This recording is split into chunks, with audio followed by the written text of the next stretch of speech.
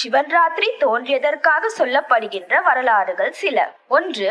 படைத்தல் தொழிலை செய்யும் பிரம்மாவும் காத்தல் தொழிலை செய்யும் விஷ்ணுவும் இருவரில் யார் பெரியவர்கள் என பல காலம் சண்டையிட்டனர். இதை அறிந்த சிவபெருமான் அவர்கள் முன் அக்கினி பிழம்பாக லிங்கோத்பவராக தோன்றினார். தன் அடியையும் முடியையும் எவர் முதலில் காண்கிறார்களோ அவரே உயர்ந்தவர் என்றார்.